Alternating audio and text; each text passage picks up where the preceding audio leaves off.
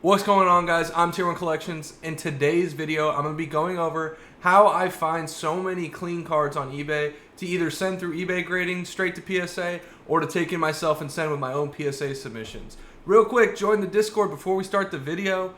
If you want help, I send eBay links from all the stuff that I find in the Discord, so all my YouTube members get access to it super easy. Don't worry, I don't take it all.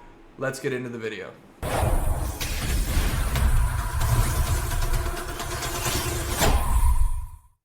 Alright, disclaimer for this video. I recommend that you only do this if you're in search of certain cards. Just putting the full record straight. I keep a lot of cards that I grade, okay? I try to keep at least one copy of some of the biggest hits among all the sets across, the last like 5 years. As it's really hard to grade vintage.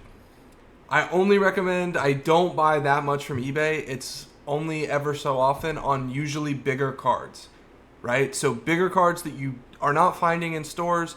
Say, for example, you really want a Giratina V alt art from Lost Origin and you haven't been able to find one locally or at a card show or whatever, or somebody you know, then that's when I would put the search on. Okay, I just wanted to clear that up because it is not advisable. I hit way less on eBay, though I do find some gems. Let's be real. I just wanted to set the record straight there. All right, here's the first search that we're going to go through. We're going to do Espeon VMAX. Now, I will say, another disclaimer, it is much better when you do this consistently. I would say at least do it once a day if you're really trying to look for a certain card. For this example, we're going to look at Espeon VMAX. I haven't looked at a lot of these recently. So at first glance, we know that this is a little off center. I will say that you can get away with centering a lot more with PSA on VMAX alt arts, or in VMAX cards in general. Specifically top to bottom for sure. Top to bottom, this is completely fine. It is obviously left heavy here, but we'll go through the motions here. The back looks immaculate. So I usually zoom in and look at every one of these corners first, and then just kind of zoom out and see if I spot anything crazy. But again, centering is kind of a no-go here, so I wouldn't be doing this. But it is a good idea to keep an eye out for these bid ones.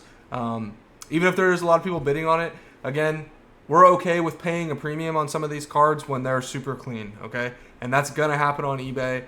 There's a lot of snipes for like buy now that happen. If you go through the last sold, you'll see that it's sold for $50 more than it normally does. That's because it's a really clean card. There's a lot of people that do this. But again, I guarantee you if you put in, 30 minutes, you will find a card that is gradable. We'll take a look at this second one over here. I don't like this one. Let's go here. Okay, so this is a good example for something. We see a seller with a lot less feedback, though it is 100% positive. I tend to take risks with even if they have zero feedback, because eBay does guarantee that as a buyer, so you really have no worry. Now, this card looks pretty solid. I can't really tell if there's any edgeware here, but centering looks perfect here. And the back looks really good. I can't really tell if there's a dot right there. But very solid. And could be worth asking for more pictures. I mean, the seller took really weird pictures. I'm not really sure. But in all honesty, not as a dig at some of the sellers or this guy in particular, it is beneficial to get some people who don't really know about grading cards or something like that. So they might have just thrown this up there because they see that's what the price goes for, and there you have it. You know what I mean? You can get yourself a nice little grading play. For this specific example, I would ask for more pictures. Specifically, this worries me. I can't really tell if there's some chipping or edgeware here. And then this dot up here worries me. But that's Espeon. I will be back when I find a good grading play. All right, I'm back. That took me like 5 minutes. Here we are. I found a nice Team Rocket's Mewtwo EX from Destined Rivals. We can see here, centering looks really good. Like, actually perfect on the front here. And then I didn't see any issues with the corners on the front. So you definitely have to keep an eye out for that on specifically Scarlet, Violet, and Mega SIRs because they get like little weird peeling stuff. But then here, taking a look at the back, first thing I looked at was the bottom right corner for the Destined Rivals crease, and it's not there. The back is flawless. So this is a really good pickup here. That looks like dust right there. In my opinion, I might throw an offer in here, see if I can get it for a little bit cheaper, or I might just leave it up and throw it in the Discord for the members to see. A couple things to you take into account the feedback for sure. I wouldn't worry about it too much. Just make sure that when you get the card, I've had this happen a few times, that people do switch the card. They'll put up a picture of a very clean card. It happens. It's just the nature of the way people are. And there's kind of some jerks in the Pokemon business, not going to lie. But this is a very, very clean card and definitely a grade-worthy copy of this. One thing that you can do with a card like this level, like Destined Rivals Mewtwo, Bubble Mew, like that upper tier of like modern cards, you can select the PSA grading service. Now, from my experience and a couple of my Discord members' experience, we have seen that this goes really, really quick for some reason. I don't know if it skips the line. I don't know if it just like skips part of the line because of the... So what happens is when it gets sent to PSA, PSA is also the eBay authenticity guaranteed people, i.e. here if you look on the screen. So when you buy a card that's over $250, it'll go to a PSA hub. But if you select the grading service, it'll go straight to California, to PSA headquarters. It'll be authenticated, and then it'll be put into grading. So I don't know if it like skips the line somewhere down the line. I'm not really completely sure. But we have about 6 data points saying that it does make it go faster. And we had a Value Plus Mega Gardevoir go through in like 13 days or something like that. It was actually crazy. And then I did a Giratina V Altart directly from eBay to PSA, and this was early November. I got it back mid-November within like 2 weeks. It was crazy.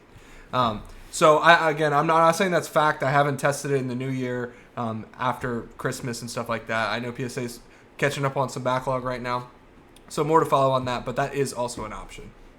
Another thing with eBay to take into account, this listing is actually pretty clean. The only thing that I saw was lightly played excellent. That does worry me a little bit, specifically with how shitty the top loader is. But I will say I bought lightly played excellent cards. A lot of bigger sellers do this to prevent negative feedback or returns. Specifically like DC Sports Cards that has a ton of feedback and a ton of sales, right? So not always, but it looks pretty clean. But my point is that with like DC Sports 87, Probstein, like all those consignment places, you can be pretty certain when a card is listed on there that it is what it is. Probstein can't sift through, or like these consignment places can't sift through cards that are brought in. They agree to a price. They sign a contract with the individual that's co-signing with them. They sign all the paperwork, so they have to list it and sell it as is. So it's not like somebody like a big mega seller on eBay is going through being like, oh, that's a clean card, I'll grade that. Oh, that's a clean card. He's not sifting through it. Those cards are just being listed as is. They're getting their percentage and they're happy. I'm not saying that's always the case, but I'm saying specifically in like this case, if this card is actually clean, like I'm thinking it is, then it's because somebody sold it with them. You got to remember that as average Pokemon card people, they're not sitting there. They don't know how to grade. They don't know how to pre-grade cards effectively. They don't really know the market like that. Some of us are super fixated on our, specific niche and really, really into it. But Pokemon's a massive empire and it touches a lot of people from all walks of life. So it's important to remember that. So there's a lot of people there who maybe don't have an eBay, don't have an Instagram card page, don't have, Discord, whatever, that have Pokemon cards that have value, that they're just like, oh, how do I sell Pokemon cards? And then some consignment places, the first thing that pops up, they click on that, they sell their cards there. That's just the way that it goes. Quick disclaimer, interrupting the video. If you want a little hot sheet with all the links sorting by the newest and everything, all the important cards that you would want to grade, join my Discord, become a YouTube member. It's in there. They use it. It's good. Trust me. I use it when I'm searching for stuff. So, all right, we're back here with Espeon just for an example. So when you search for a card, again, you want to be looking at these every day for the most part. You want to just go over here and sort by newest listed. When you look at newest listed, typically above cards that are, a couple $100 and more, like these top hits, Bubble Mew, Mewtwo, Moonbreon, Sunbreon, stuff like that, that there's a lot of traffic on those listings. There's a lot of traffic on eBay in general. But you want to take a look at, try to get a good understanding for the past, few listings. for the past couple days. And then what you do is when you search this the next day, you're like, oh, you take a look at this card. You want to see how it looks. Actually looks pretty decent. It is a little off center on top or left to right. Back looks pretty good. You just remember this listing, right? So you checked it on January 5th or whatever day you checked it. And then you go January 6th or 7th and you go type in the same thing. And then you can look at the new stuff there. Again, the cheat sheet in the Discord has all of that stuff. So you could just click the links and pop up 50 tabs if you wanted to and just see it all sorted by newest listed for the best cards that you want to look for. So that is the way that you're going to sort through eBay to find newly listed stuff. So you get a good chance at it before somebody else snipes it. I hope that helps everyone, but I want to say again, you shouldn't be just buying only on eBay. Please, be social, interact with your community. Pokemon's a community type of hobby. Go interact with your local card shop. Go to a card show. You could absolutely buy on eBay, like I said, if it's something that you absolutely want. And I'm not saying you can't do it. It's just not the most advisable. The percentage difference between buying in person and buying on eBay is not insanely different, but there is a margin there. So I want to make sure that you understand that. But I hope that helps you. I hope you find some grails on eBay, and I'll catch y'all in the next one.